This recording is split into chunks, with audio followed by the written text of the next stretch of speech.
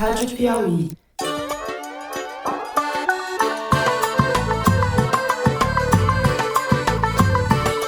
Olá, sejam muito bem-vindos ao Foro de Teresina, o podcast de política da revista Piauí. Eu colaborei a formar liderança, só fiz um bom governo, o povo reconhece, benefício sobre esse discute em qualquer lugar do Brasil. Eu penso que saudade de mim. Eu sou o ex mais amado do Brasil. Eu, Fernando de Barros e Silva, da minha casa em São Paulo, tenho o prazer de conversar com a minha amiga Ana Clara Costa, que está no Estúdio Rastro, no Rio de Janeiro. Olá, bem-vinda, Ana. Oi, Fernando. Oi, pessoal. Excelentíssimo presidente Vladimir Putin, mesmo sem estar pessoalmente em casa, quero registrar minha satisfação e me dirigir aos companheiros dos BRICS. E com o meu amigo Celso Rocha de Barros, que pelo que eu estou vendo aqui, está curtindo um resort 5 estrelas na Europa. É isso, Celso? Diga lá. É exatamente isso, Fernando. Resolvi começar a gastar a fortuna que eu acumulei nesses 6 meses de foro. Estamos aqui com o Guy, os representantes do Cogus Goodhead, escritório inglês, que trata da ação da Samarco de Mariana na Inglaterra. Estamos na luta por reparações. Bom, antes da gente entrar nos assuntos da semana, eu quero lembrar vocês que neste domingo agora, dia 27, a partir das 17 horas, 5 da tarde, vamos estar ao vivo acompanhando o resultado final das eleições. Seremos nós 3 e os nossos convidados especiais. Cheguem cedo porque os resultados dessa vez são mais rápidos. É só clicar no canal do YouTube da Piauí. É isso, agora sim, vamos aos assuntos da semana. Neste domingo, 51 municípios, entre eles 15 capitais, vão eleger seus prefeitos em segundo turno. Há disputas acirradas pelo país. Em Fortaleza, Evandro Leitão, do PT, e André Fernandes, do PL, estão tecnicamente empatados. O bolsonarista se beneficia da neutralidade, digamos, abusiva do PDT de Ciro Gomes no segundo turno. Em Curitiba, Eduardo Pimentel, do PSD de Kassab, está um pouco à frente de Cristina Grêmio, do PMB. Ela que é uma espécie de Pablo Marçal versão feminina. E ainda tem o vice, o Celso vai nos explicar quem ele é. Em Belo Horizonte, com o prefeito Fuad Noman do PSD à frente, a campanha do bolsonarista Bruno Engler entrou em modo de delinquência explícita. E em São Paulo, apesar do apagão, as pesquisas indicam uma vitória aparentemente tranquila de Ricardo Nunes, do MDB, contra Guilherme Boulos, do PSOL. Nunes, que essa semana recebeu o apoio de corpo presente de Jair Bolsonaro, até então quase um apoiador fugitivo da campanha. Tudo isso no primeiro bloco. Enquanto gravamos o programa, ainda não se sabe se Lula vai ou não comparecer no encerramento da campanha de Boulos no sábado. Isso porque o presidente sofreu uma queda no banheiro do Palácio da Alvorada no último fim de semana e levou 5 pontos na cabeça. Lula teve que cancelar sua viagem à Rússia, onde era esperado para participar da cúpula dos BRICS, e está despachando do Alvorada ainda sob cuidados. Na semana em que o presidente foi obrigado a se recolher, houve mudanças de expectativas na briga pela sucessão de Arthur Lira na presidência da Câmara, que ocorre em fevereiro. A Ana Clara vai nos explicar essa movimentação. Por fim, no terceiro bloco, o assunto é a maior tragédia ambiental do país, o rompimento da barragem de rejeitos de mineração em Mariana, Minas Gerais, que completa 9 anos no próximo dia 5 de novembro.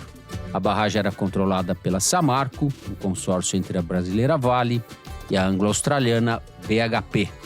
A reparação financeira e a responsabilização penal pelo estrago monumental foram ínfimas ao longo desses anos. Agora isso pode mudar. Começou essa semana em Londres o julgamento de uma ação coletiva, um dos maiores processos ambientais do mundo, para indenizar as vítimas, ação na qual estão representadas 620 mil famílias, 46 municípios e 1.500 empresas. O julgamento deve durar, em princípio, 12 semanas. Ao mesmo tempo, no Brasil, pressionada pela ação de Londres, a Vale e a BHP fizeram uma proposta para tentar negociar com o governo da União e os estados atingidos, Minas Gerais e Espírito Santo, um acordo em torno de 170 bilhões de reais. A Ana Clara vai trocar em miúdos essa história complexa, muito triste e interminável. É isso, vem com a gente.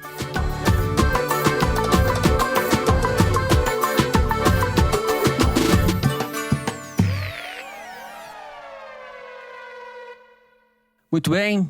Celso, vamos começar com você. Eu acho que podemos começar por São Paulo, onde tudo indica o prefeito Ricardo Nunes será reeleito. Se houver a virada, como o pessoal do Boulos está dizendo que vai haver, a gente vai ter que fazer um programa especial só para entender este acontecimento. Estou certo? É exatamente isso, Fernando. Para ser honesto, se houver uma virada, o meu palpite é que basicamente a pesquisa estava errada. Porque são poucos dias, né? Assim, a diferença parece estar caindo mesmo, mas é pouco tempo, né? Teria que haver uma aceleração desse fechamento da diferença, e são poucos dias, né? Assim, obviamente, assim, não vou cravar nada, mas o Ricardo Nunes é o franco favorito. Essa semana teve algumas coisas interessantes. O Boulos fez uma carta ao povo de São Paulo, que basicamente é uma autocrítica dele sobre a posição da esquerda diante do empreendedorismo popular, né? Diante dos Ubers, dos entregadores de comida, enfim, né? Todo esse setor novo da classe trabalhadora, né? E eu achei interessante a carta. Eu acho que o efeito eleitoral vai ser nulo, mas eu acho que é um negócio que talvez gere frutos para as próximas campanhas de esquerda. Tem um trecho que eu achei interessante que ele diz: reconheço também que pelo nosso propósito de olhar sempre para os invisíveis, muitas vezes nós da esquerda deixamos de falar com tanta gente que também batalha, sofre o dia a dia das periferias e que buscou encontrar sua própria forma de ganhar a vida. A periferia mudou. Eu achei isso interessante, pelo menos assim uma tomada de consciência do problema, né? Esse debate já vinha vindo dentro da esquerda, eu conheço gente que estava fazendo. Já vinha vindo, e é curioso, eu até li numa coluna da Miriam Leitão esses dias, que a lei do microempreendedor individual, a MEI, foi criada no governo Lula, no segundo Foi governo criado pelo Lula. governo Lula, exatamente. E é importantíssimo, mas a esquerda não conseguiu um discurso, né? Um programa para esse segmento da população, né? Que é cada vez maior. A esquerda ainda ficou muito presa na ideia de que a esperança é você ir gerando um número cada vez maior daqueles empregos bons de antigamente, né? Como emprego de operário de fábrica qualificado, né? Ou funcionário público, enfim. E eu suspeito seriamente que seria melhor se fosse possível fazer isso. Mas ninguém encontrou até agora uma fórmula de fazer, né? Enquanto isso, pelo menos, você tem que ter um discurso. Esse manifesto do Boulos eu achei interessante. Duvido que viria um voto que seja, mas eu achei importante. E achei, inclusive, interessante a analogia com a Carta ao Povo Brasileiro de 2002, né? Que, para os jovens que não lembram disso, foi uma carta que o PT fez, escrita por 3 ex-membros da facção trotskista Liberdade e Luta, que era um dos grupos mais radicais que tinha no PT nos anos 80, e que gerou o Palocci, o Guxiquem e o jornalista o Edmundo, que era do Estadão São Paulo, que também trabalhou na confecção da carta. Que era uma carta para o mercado financeiro, dizendo que, olha, vocês não confiam na esquerda, mas pode confiar que nós vamos cumprir nossos compromissos. Eu acho interessante que 20 anos depois, uma nova carta para um setor desconfiado da esquerda seja direcionado basicamente a pobres, né? Significativo. É interessante. E com a curiosidade de que o Lula, há 2 anos, fez uma carta para os evangélicos. Também sinal dos tempos, né? Não para os banqueiros, mas para os evangélicos. Dizendo que não ia fechar a igreja e etc, etc. Exato. E a outra notícia importante de São Paulo essa semana, bem mais deprimente, até porque é provável que sejam esses caras que vão ganhar. Teve um almoço do Nunes, do Temer, do Tarcísio, do Bolsonaro, de todo mundo, né, da galera de sempre, que foi um raro encontro do Bolsonaro com o Nunes, né, nessa campanha, um raro demonstração de apoio explícita do Bolsonaro, né. Foi tão explícita quanto possível. Se você viu a foto deles juntos, é difícil saber quem mais gostaria de estar em outro lugar entre eles, entendeu?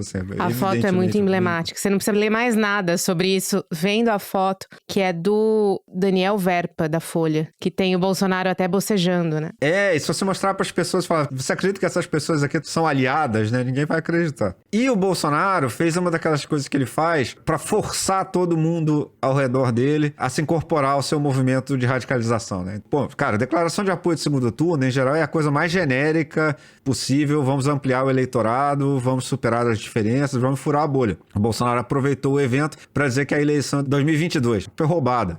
E gerou aquele mal-estar. O Nunes aí inventou que tinha que ir para um debate do G1, uma coisa dessa. Deu uma resposta genérica dizendo que tudo pode ser analisado, mas eu não acompanhei esses casos com relação à votação. Ou seja, o cara que provavelmente vai ser eleger prefeito de São Paulo está dizendo que não leu o jornal no ano da última eleição presidencial. Ele nem sabia o que falar ali, né? O negócio, o Nunes é fraquíssimo, enfim. E eu acho particularmente pusilânime porque, como eu disse, falta poucos dias, ele tem uma vantagem confortável nas pesquisas, ele não precisa puxar o saco de ninguém, não tem um Pablo Marçal correndo atrás dele nesse momento. Então, assim, ele podia simplesmente não participar de uma coisa dessa, não concordar com o Bolsonaro, não dar nenhuma margem para dizer que o Bolsonaro tem razão, mas ele não teve coragem de fazer isso. Em todos eles ali a covardia é regra, não é exceção, né? Pois é, um negócio absolutamente vergonhoso, assim. Tarcísio covarde também, né? nesse aspecto. Nossa, o Tarcísio, cara. Cara, o Tarcísio ganhou do Bolsonaro nessa briga, entendeu? O Tarcísio é um dos vencedores da eleição, porque ele bancou o Nunes na hora mais difícil. Mas o Tarcísio Bolsonaro bancava o Marçal. não cansa de pagar pedágio pro Bolsonaro. Ele não cansa de pagar pedágio. O Bolsonaro leva ele numa coleira muito curta. É um negócio muito deprimente que um adulto aceite isso. Bom, o que mais temos? Ana, sobre São Paulo ainda, Ana. Olha, quando a gente vê os últimos resultados das pesquisas, né, tem uma leve recuperação do Boulos ali, mas o cenário está mais ou menos decidido. E aí fica um pouco o papel do Lula nisso tudo, né, porque ele não foi participar de nenhum evento ao vivo com o Boulos, ele foi para São Paulo para gravar uma live. Essa semana ele estaria nos BRICS. Ele teve aquele acidente que a gente até vai falar mais no segundo bloco, que o impediu de ir para a Rússia, mas ele iria para a Rússia e voltaria a tempo da eleição do segundo turno. Então, ele já não vai mais poder ser essa presença. Enquanto a gente grava, ainda não temos a certeza se ele vai ou não participar do evento de sábado, no evento final da campanha do Boulos. Mas também pode fazer diferença simbólica, mas não vai fazer diferença prática nenhuma. Eu acho que vai ser difícil a gente calcular qual é o impacto da ausência do Lula, né? Nesse caso do Boulos e nos outros casos também, porque em nenhum dos casos o PT tá numa situação confortável, né? Eu acho que é uma coisa pra gente digerir com o tempo. Mas tem uma entrevista que eu li esses dias que eu acho que ela foi muito precisa no cerne do problema, sobretudo do Boulos em São Paulo. Foi uma entrevista que saiu no site Intercept com o líder comunitário Isaac Faria, que é um líder comunitário da Zona Sul, que sempre militou pelo PT e que, recentemente, por meio dessa liderança ali do Milton Leite, presidente da Câmara dos Vereadores de São Paulo, ali na Zona Sul, acabou migrando para o Centrão. E aí, em vez de militar pela esquerda e tal, esse líder comunitário passou a virar meio que um influenciador das obras do Nunes na região sul de São Paulo, que sempre foi um reduto do PT. Pelo menos desde que a Erundina foi prefeita, Marta e tal, sempre votaram com o PT. Então, assim, ele posta imagens de drone, de obras da prefeitura, ele faz um podcast em estúdio profissional, financiado com o dinheiro do Centrão ali, faz toda uma espécie de propaganda ali do trabalho do Nunes. E muitas dessas obras que ele filma e que ele promove foram obras financiadas com dinheiro de emendas. E aí, assim, o poder do líder comunitário, ele tá muito ligado a ele conseguir trazer benefícios para a comunidade. Com o PT longe da prefeitura desde 2016, a gente até entende um certo pragmatismo da parte dele, né? Porque, assim, se você tá longe das franjas do poder, digamos, desde aquele período, o que você vai conseguir? Então, assim, faz um pouco de sentido essas pessoas acabarem mudando de lado em certo aspecto. E aí ele fala nessa entrevista pro Intercept o seguinte: você pede pro PT uma creche e ouve, olha, demora X anos para liberar 100 mil. Com o Centrão, se você pede, eles mandam 5 milhões para fazer uma UPA rápido. E aí, assim, pode ter um certo exagero dele aí, claro, mas a gente não pode negar que essas máquinas colossais partidárias que estão se formando, elas têm acesso a muito mais orçamento, a muito mais emendas, é muito mais fácil você transferir, né, as emendas PIX, a gente falou milhares de vezes isso aqui. Essa entrevista é um exemplo de como a máquina operou de maneira eficaz nessa eleição. O que deixa, assim, para um candidato de oposição, seja ele o Boulos ou qualquer outro que fosse, uma situação muito difícil de combater. Porque, supostamente, ele estava fazendo um trabalho ali, pelo menos nessa região, que para a população estava ok. No caso da campanha, é claro que eles não podem mostrar que entregaram os pontos, né? Então, quando você conversa com o pessoal da campanha, é sempre, os nossos trackings estão mostrando um empate técnico, chegamos a 6 pontos de diferenças nos trackings e isso, contabilizando a margem de erro, dá um empate, então a gente tá recuperando e tal. Mas, assim, a gente sabe que a situação poderíamos dizer quase que incontornável, né? Assim, considerando até toda a questão da Enel, que não teve impacto nenhum, é muito difícil. O Boulos apostou muito nisso no começo, não teve impacto nenhum, embora tenha sido um estrago de proporções bem grandes. Exato. É até possível que essa recuperação dele seja em alguma medida isso, né? Mas assim, mas não foi uma coisa de virar a eleição, né?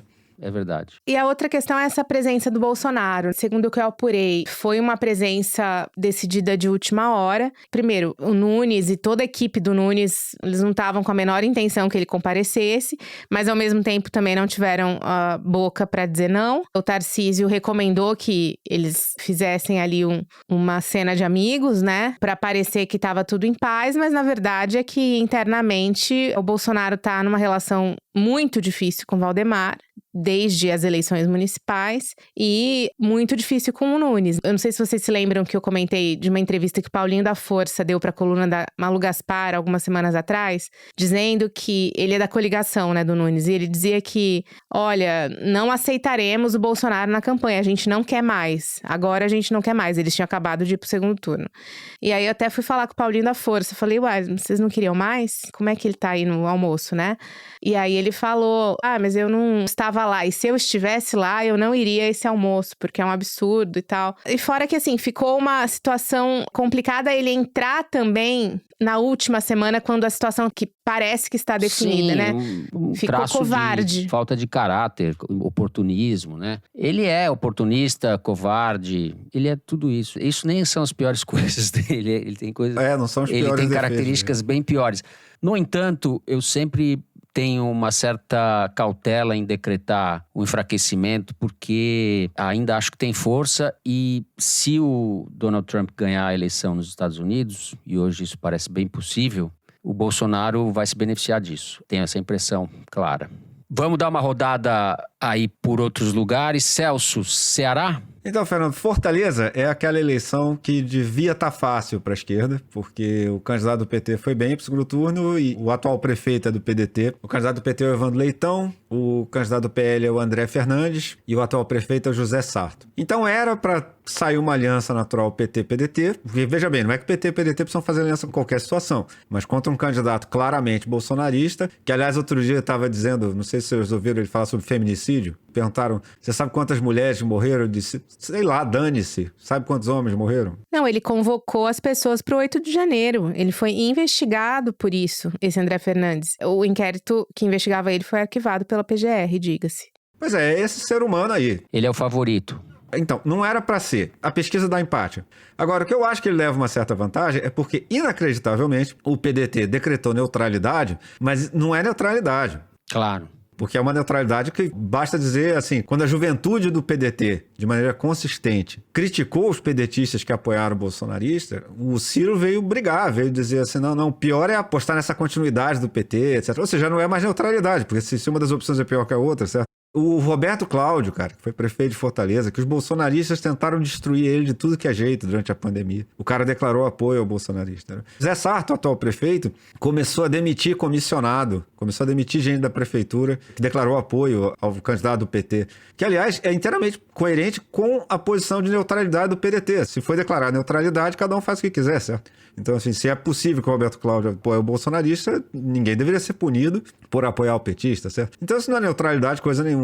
O PDT Nacional está tentando consertar, o Carlos Jupp foi lá para declarar apoio ao candidato do PT, o presidente do PDT no Ceará, que estava neutro, resolveu mudar de posição e apoiar o PT, porque ele viu que isso ia ser um desastre, mas, assim, se esse bolsonarista ganhar, vai ter uma crise muito feia dentro do PDT.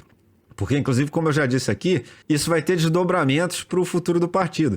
Porque há uma negociação em curso para uma federação do PDT com o PSB. Agora, isso seria um começo péssimo para essa federação. Evidentemente, ninguém no PSB vai aceitar a federação com o PDT se eles tiverem como bandeira a frustração de vida do Ciro Gomes. O principal objetivo do partido foi, em nenhuma situação, jamais se aliar ao PT, entendeu? Nenhum partido de esquerda brasileiro vai adotar esse princípio, entendeu? Enfim, é óbvio que vai ter situações que vai ter... Você não precisa se aliar ao PT toda vez, mas evidentemente vai ter situações que o partido de esquerda no Brasil vai ter que se aliar. Do Ciro Gomes, não é que a gente não pode esperar nada, a gente pode esperar tudo. Pois é. Então essa eleição é uma que eu acho que vai deixar cicatrizes. Eu acho que é uma eleição que vai ter desdobramentos políticos de nível nacional por causa dessa posição do PDT regional. Enfim, uma tragédia completa. Bom, Ana, para onde vamos? Belo Horizonte. Belo Horizonte. Onde o prefeito Fuad Noman, do PSD do Kassab, está à frente de Bruno Engler, do PL, do bolsonarista. Mas a coisa esquentou agora na reta final, né? Exato. Assim, ele tá na frente, mas não é que ele tá tranquilamente na frente. A diferença não é muito grande. Não, é uma eleição disputada, indefinida É uma eleição ainda, podemos disputada, dizer, né? exato. E teve uma mudança agora de tom, porque qual que era a grande questão? O Bruno Engler, apesar de ser bolsonarista, de ser amigo do Nicolas Ferreira, ou seja, ter aquelas características mais extremistas desse bolsonarismo digital, ele estava fazendo uma campanha ali dentro de uma mínima normalidade, assim, ele não estava fazendo uma campanha para o extremismo, ele estava tentando justamente, até de uma forma lógica, né, conquistar um eleitor que não necessariamente fosse das franjas mais radicais.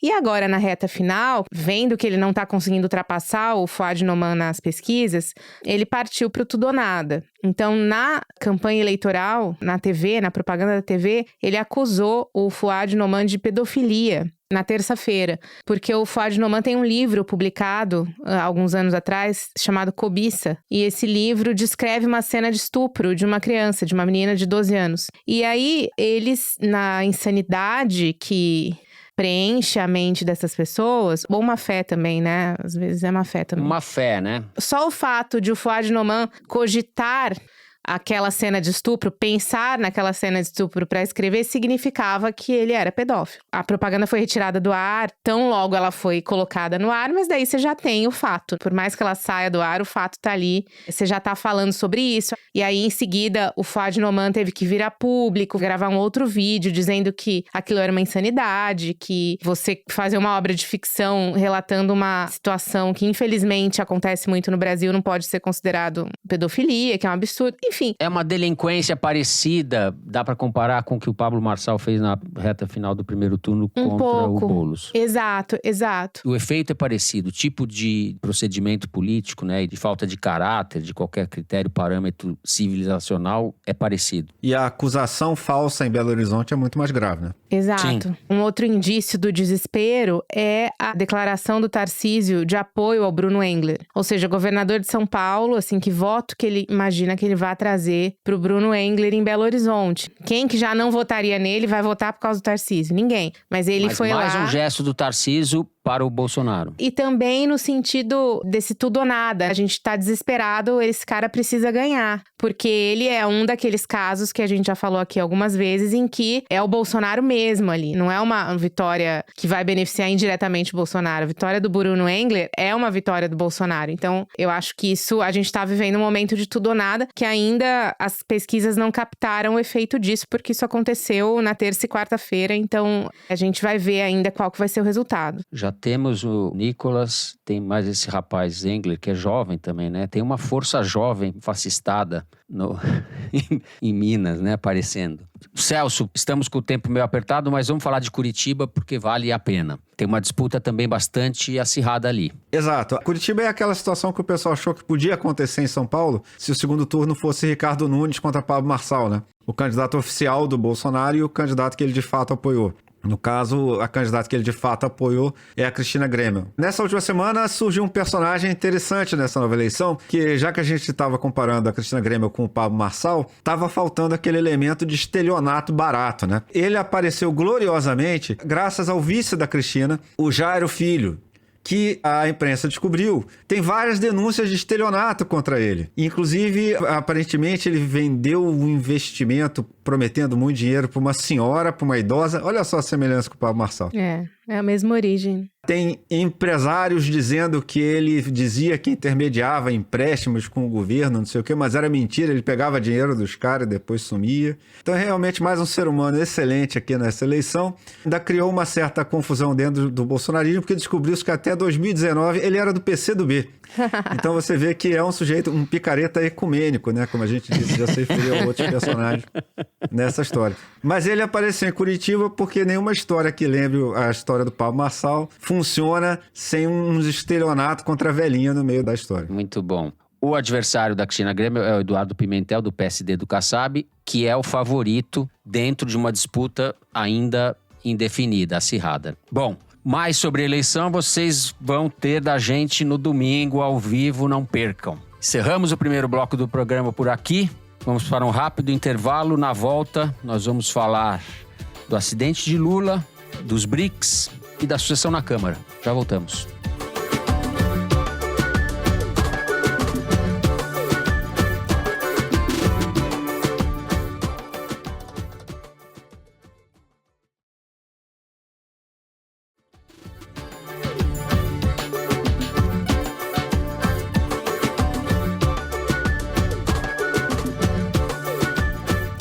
Muito bem, estamos de volta. Ana, vamos começar com você. Conforme eu mencionei na abertura, o Lula sofreu esse acidente doméstico no sábado, levou os pontos na cabeça, teve que cancelar a viagem para a Rússia. Ainda está sob uma certa supervisão médica, mas aparentemente, e ainda bem, está bem. Conta um pouco o que você apurou ouvindo as pessoas em volta ali, e daí a gente pode falar dos outros tópicos. Bom, isso aconteceu no sábado. Ele tinha ido para São Paulo gravar a live com o Boulos.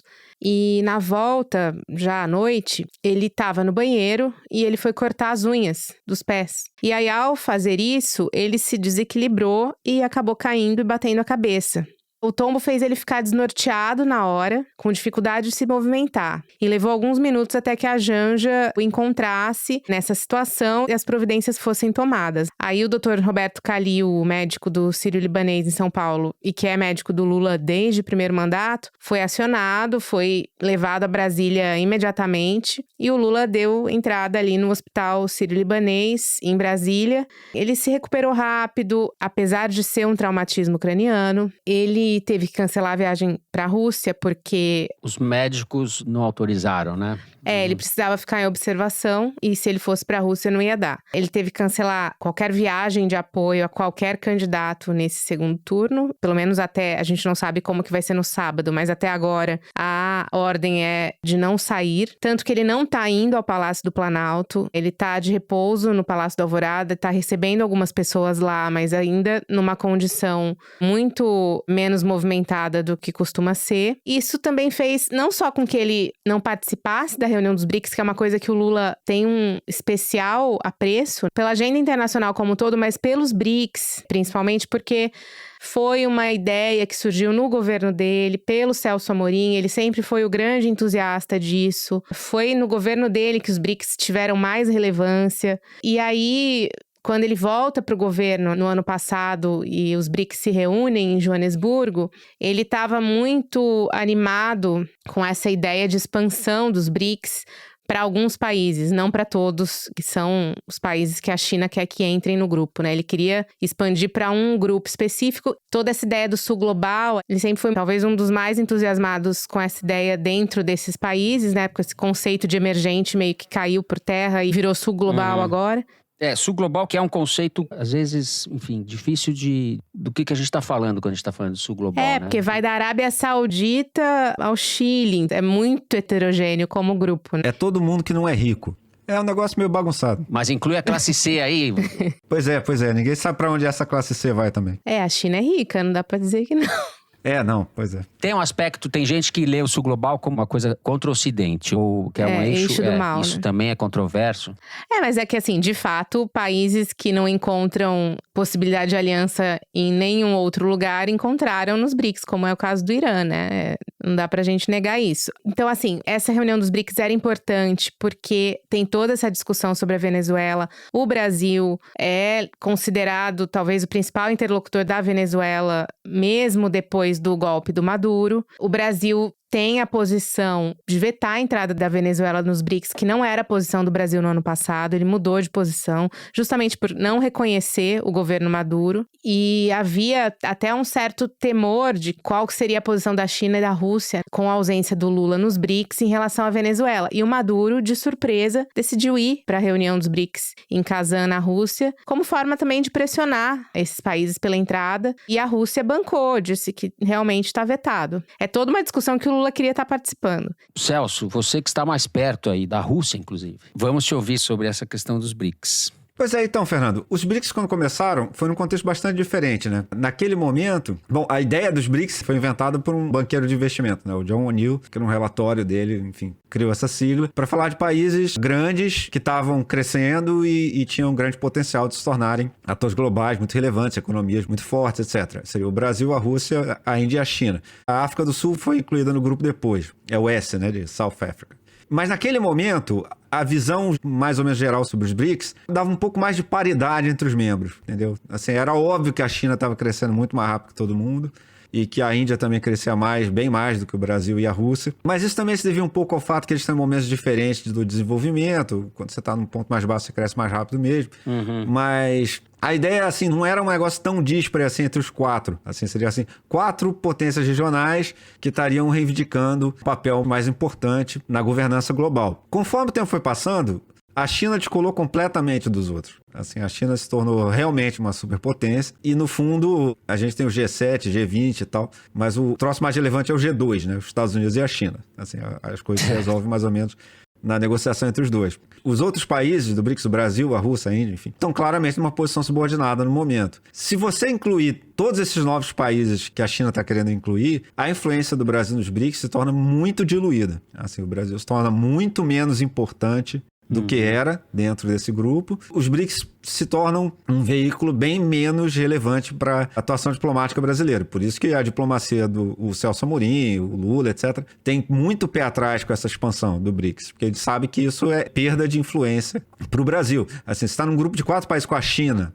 e há uma certa paridade entre os membros, você está bem na vida. Você conseguiu uma posição de influência importante. Agora, se você está num grupo de 50 países, entendeu? Enfim, não quer dizer absolutamente nada. E eu queria chamar a atenção porque, recentemente, o cara que acabou de ganhar o Nobel de Economia, o Daron Acemoglu, ou Acemoglu, enfim, se os ouvintes puderem me explicar a pronúncia certa do nome dele em turco, eu agradeço. Ele escreveu um artigo reclamando da expansão dos BRICS. Aqui é bom esclarecer uma coisa. O Acemoglu, embora ele tenha uma posição econômica que muita gente de esquerda vai dizer que seria, sei lá, ortodoxa ou coisa que o valha, não acho que ele cabe muito bem nessa classificação, mas eu imagino que vai ter gente que vai dizer isso. No livro dele, Por que as Nações Fracassam, em que ele expõe sua teoria de como instituições mais inclusivas levam ao desenvolvimento, ele cita o caso do Brasil na época do governo Lula como um caso de maior inclusão que vai levando a maior desenvolvimento. Então não é um cara assim que por instinto seria contra qualquer coisa de esquerda ou anti-imperialista nem nada. Mas o artigo dele que ele escreveu agora, ele acha que os BRICS estão se expandindo na direção errada. Porque o interesse dos BRICS seria uma ideia de terceiro mundismo mesmo, de você fazer uma terceira força entre os Estados Unidos e a China que equilibre o jogo da geopolítica, entendeu? E que impeça, inclusive, que os países do sul global virem joguetes na mão das superpotências. O terceiro mundismo durante a Guerra Fria era muito isso, né? A gente não aguenta mais ficar nesse jogo de Estados Unidos e União Soviética sendo jogado de um lado para o outro. E ele acha que com essa expansão, o poder da China fica tão mais desproporcional que os BRICS perdem um pouco essa função, né? Eu acho que a diplomacia brasileira nunca vai concordar com isso explicitamente, mas eu acho que eles raciocinam de maneira semelhante a essa, entendeu?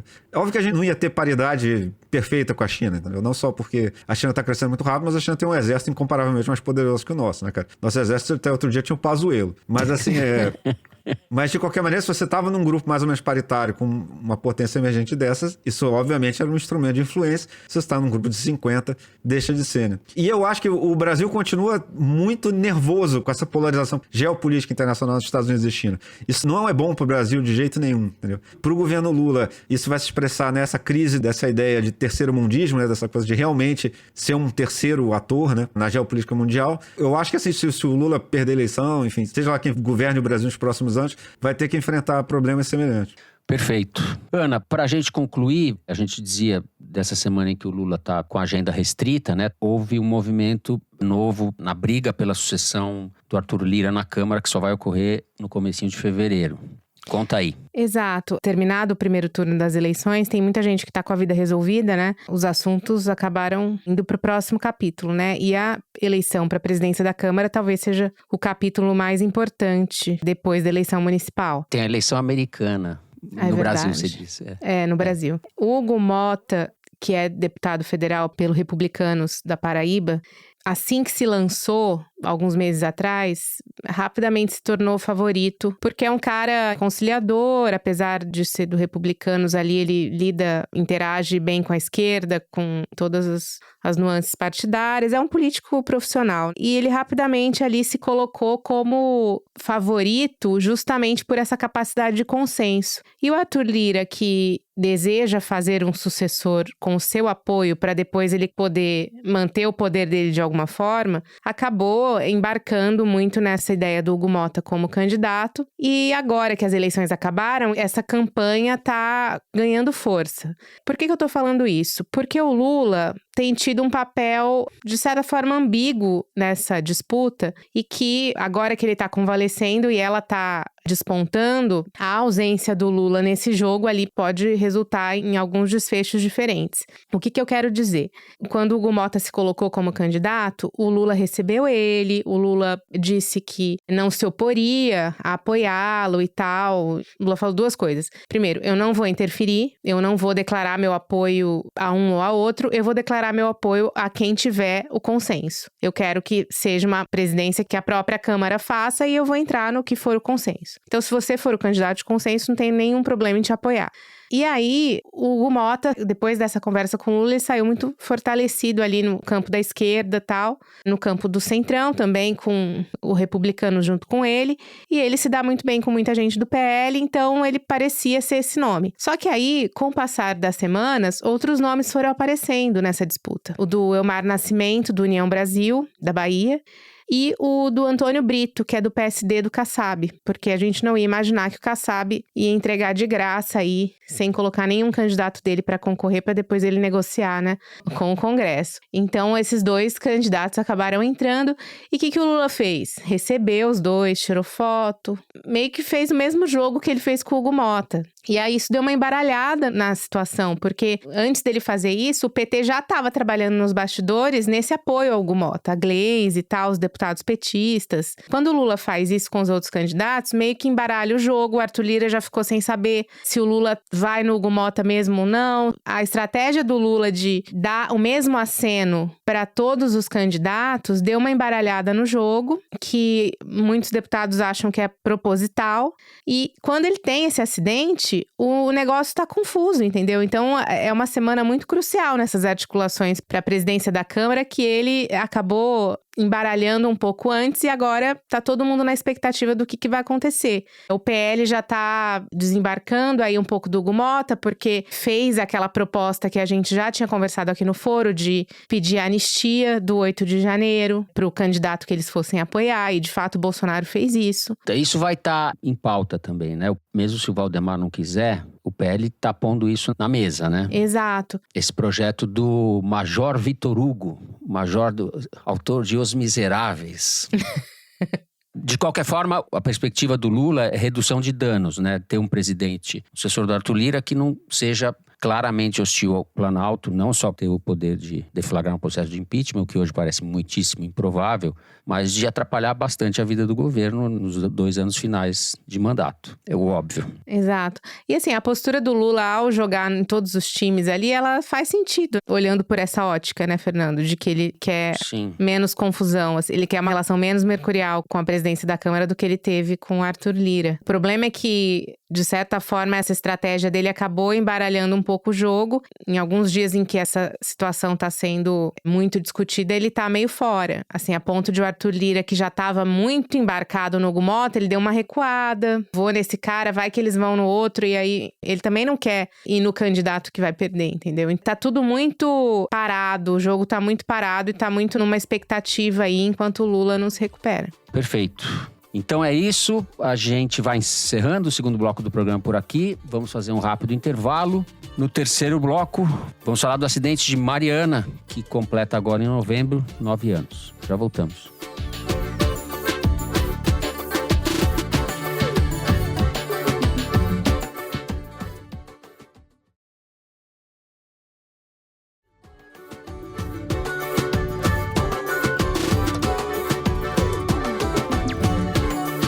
Muito bem, Ana, finalmente temos uma perspectiva de acordo desse caso, mas ele é já antigo. Como eu sei que você tem muita apuração sobre isso, sugiro que você comece do começo, contando para os nossos ouvintes, inclusive os que estavam nascendo, nossos ouvintes de 10 anos estavam...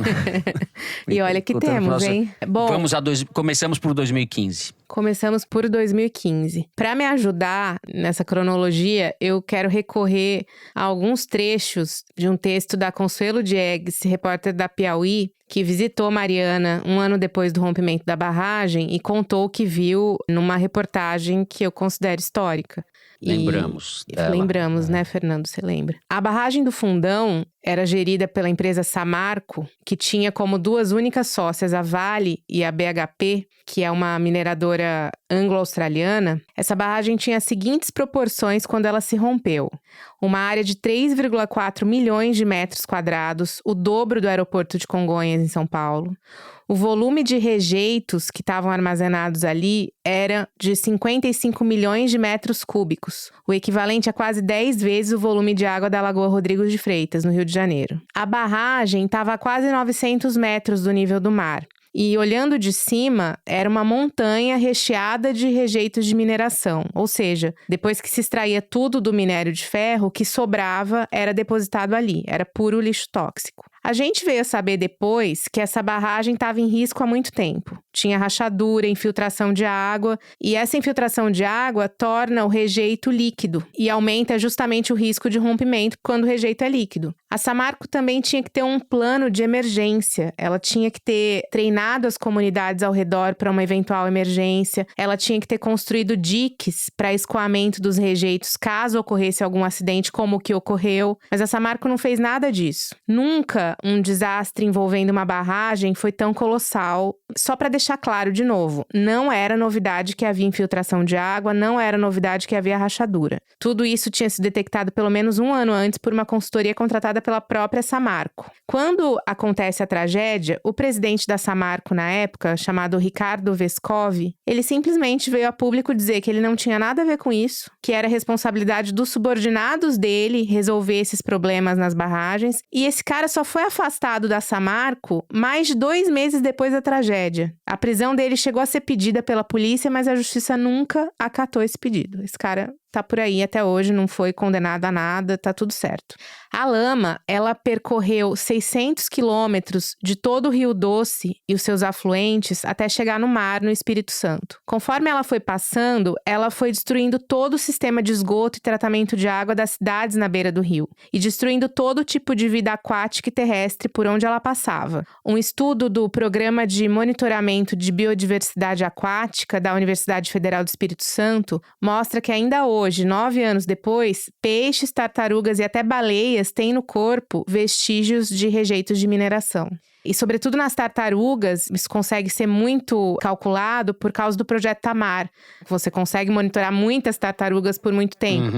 E aí, no caso delas, assim, é o caso mais evidente. As tartarugas passaram a ter conjuntivite por causa dos rejeitos. O local mais atingido foi o distrito de Bento Rodrigues, nos arredores de Mariana, que praticamente deixou de existir. 20 pessoas morreram, quase todas as casas foram destruídas, todos os habitantes desse pequeno distrito ficaram desalojados. A Samarco acabou sendo impedida de operar. Ela entrou em recuperação judicial e a Vale e a BHP que assumiram o lobby dessa tragédia. E quando eu falo em assumir o lobby da tragédia, significa que elas assumiram o lobby para gastar o menos possível com esse desastre. Elas não queriam refazer a rede de esgoto das cidades atingidas, cidades que ficaram totalmente sem água, porque elas diziam que isso não era culpa delas. Elas até entraram na minúcia de não ressarcir moradores que tinham uma segunda casa. Elas só queriam... Porque tinha morador que tinha uma casa em Mariana e uma casa em Bento Rodrigues, entendeu? Aí não vou te ressarcir porque você já tem uma casa para morar. Então eles chegaram nesse ponto. Em 2016, um ano depois da tragédia, eles fecharam um acordo, na verdade um termo de ajustamento de conduta, um TAC,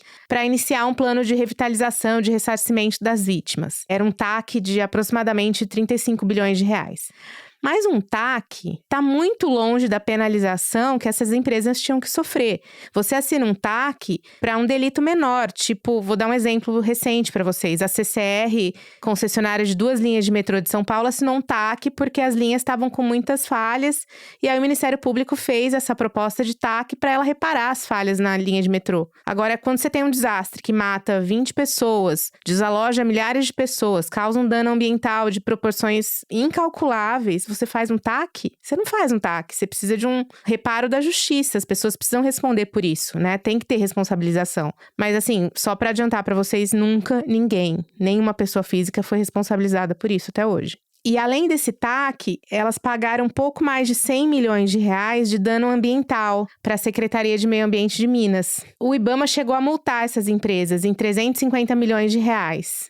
Multar, no caso, a Samarco, né? Mas ninguém nunca pagou nada pro IBAMA e a Samarco voltou a operar em 2020 sem ter pago nada pro IBAMA até hoje. O judiciário, que deveria ser a parte mais interessada em punir, não fez nada para contrariar os interesses dessas 2 empresas. Esses processos foram rolando na justiça e, enfim, nunca nada foi feito. O governo federal, tanto na gestão do Temer quanto na gestão do Bolsonaro, também não cobrou nada. A Vale e a BHP criaram uma associação de lobby para atuar por elas, justamente para evitar que elas fossem responsabilizadas, né? Então, tudo ficou parado na justiça. E quando que esse jogo vira? Agora, recentemente. Por 2 razões. Primeiro, porque no governo Lula passou a haver um interesse um pouco maior em fazer isso acontecer.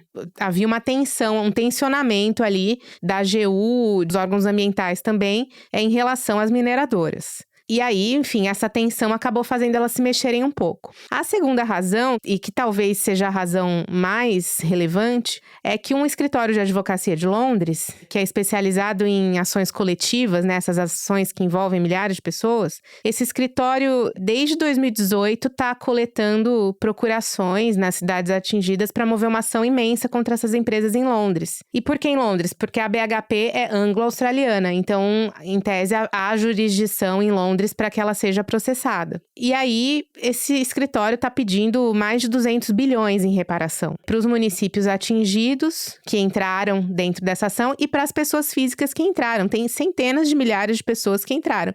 Quando a Justiça Britânica deu seguimento a essa ação, as mineradoras no Brasil ficaram em pânico. E aí, desde então, elas estão tentando de tudo para impedir que esse processo em Londres seja concluído ou seja julgado nesses valores que estão sendo tratados lá.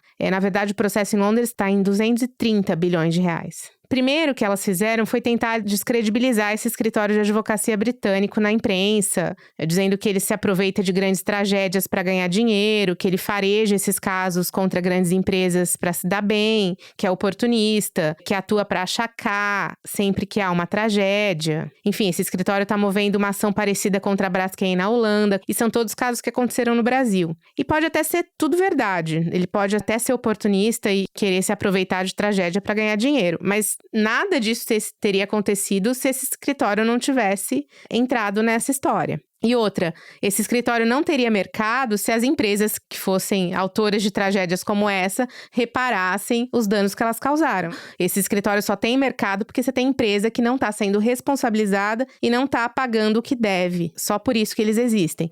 Celso. Então, eu queria chamar a atenção para o tamanho desse processo em Londres. Ele é provavelmente a maior causa desse tipo no mundo atualmente.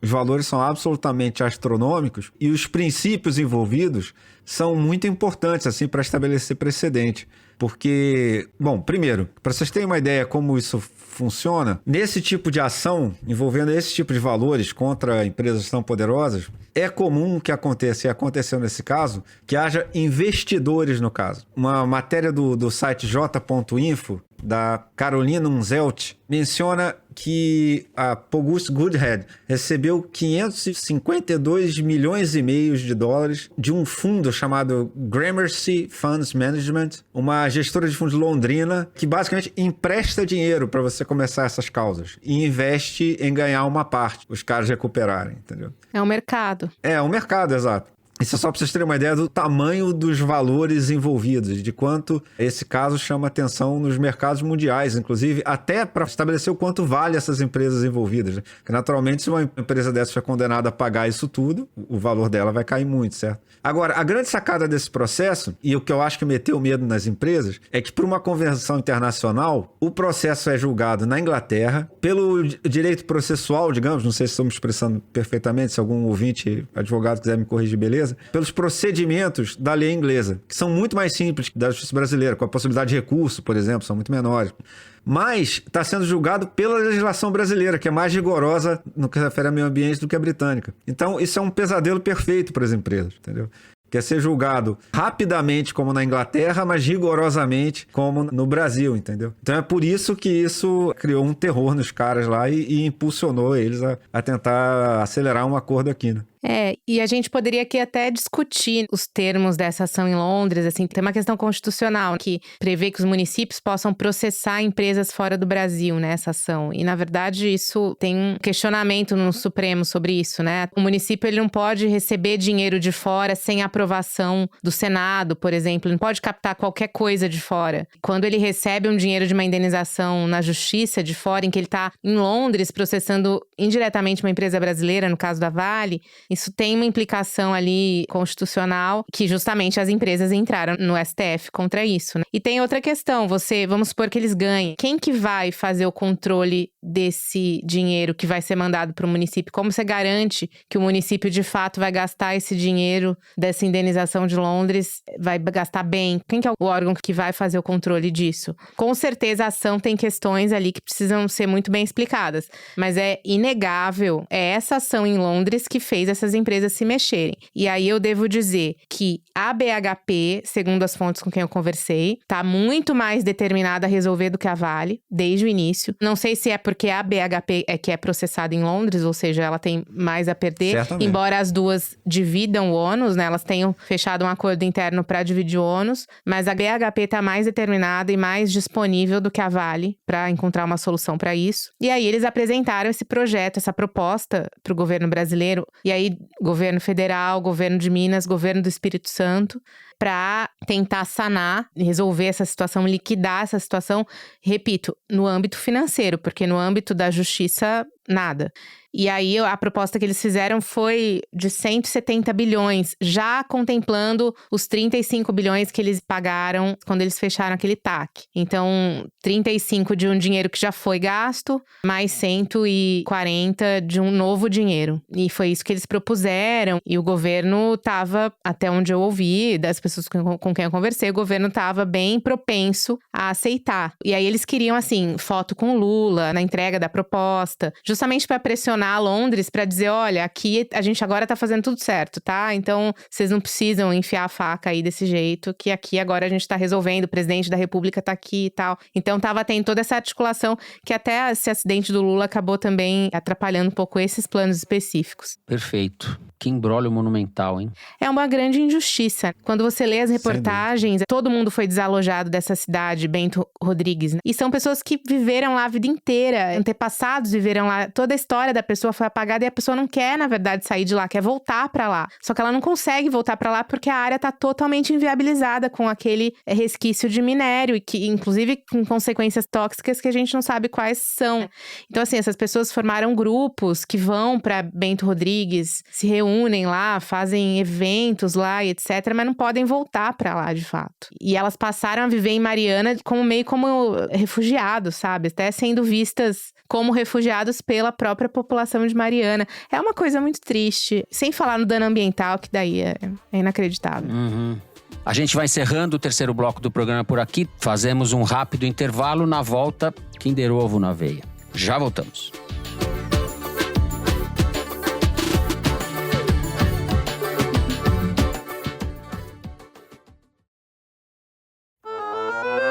Muito bem, estamos de volta. Mari, vamos sem mais delongas, como eu digo. Para o Kinder Ovo, solta aí.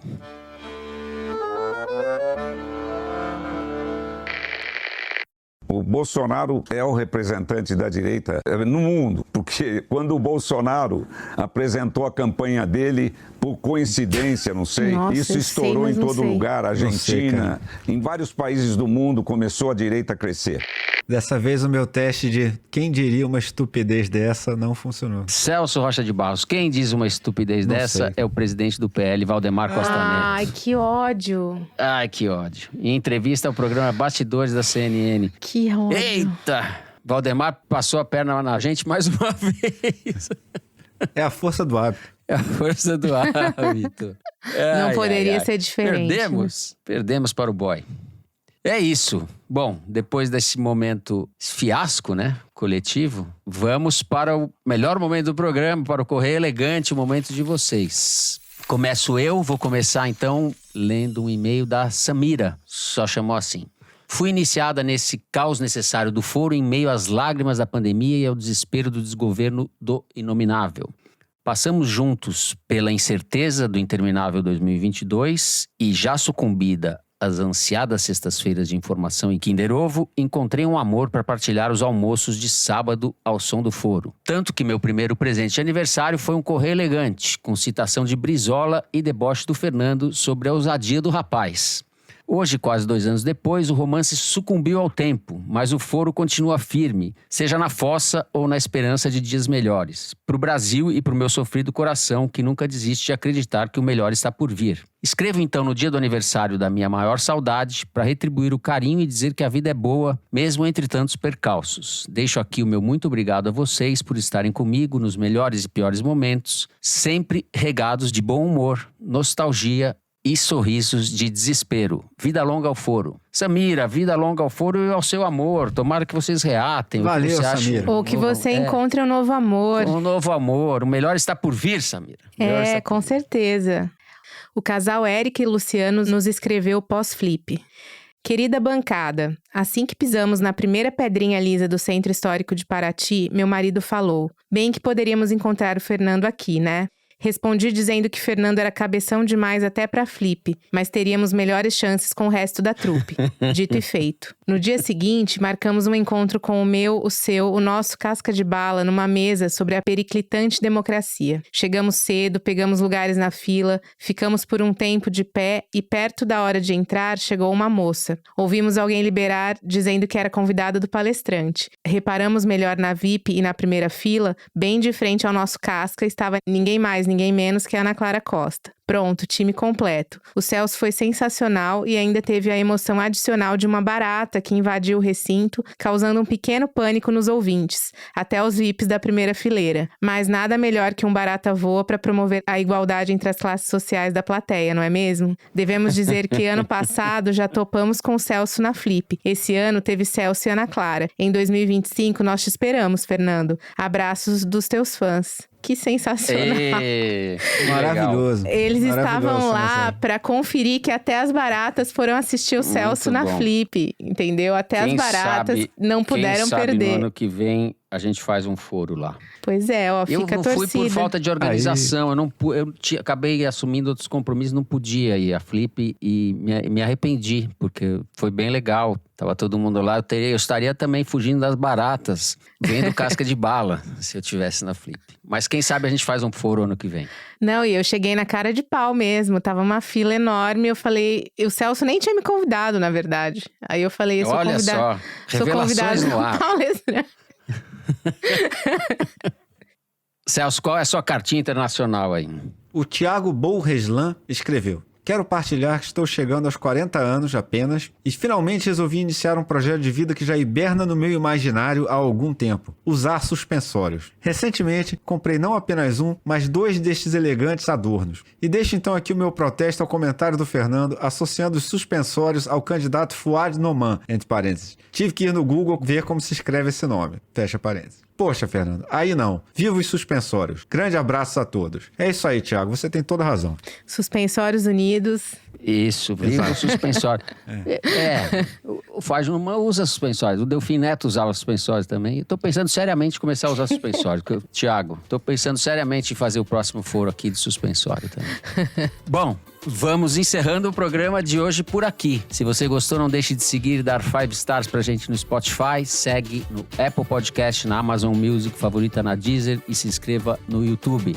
O Foro de Teresina é uma produção da Rádio Novelo para a revista Piauí. A coordenação geral é da Evelyn Argenta. A direção é da Mari Faria, com produção e distribuição da Maria Júlia Vieira.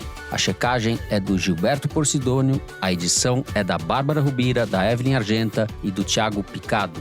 A identidade visual é da Amanda Lopes, a finalização e mixagem são do João Jabassi e do Luiz Rodrigues, da Pipoca Sound. Jabassi e Rodrigues também são os intérpretes da nossa melodia tema. A coordenação digital é da Bia Ribeiro, da Emília Almeida e do Fábio Brizola. O programa de hoje foi gravado no Estúdio Rastro do Dani Di, no Rio, numa choupana na Europa, onde se encontra Celso, e na minha choupana em São Paulo. Aqui, a Cotê do Minhocão. Eu me despeço assim então dos meus amigos. Tchau, Ana. Até domingo. Tchau, Fernando. Tchau, Celso. Até domingo. Celso, até domingo. Passei bastante e domingo esteja por aqui. Até domingo, Fernando. Até domingo, todo mundo. Vai ser bem animado. É isso, gente. Uma ótima eleição a todos. Até domingo. E para os que não estiverem domingo, até a semana que vem.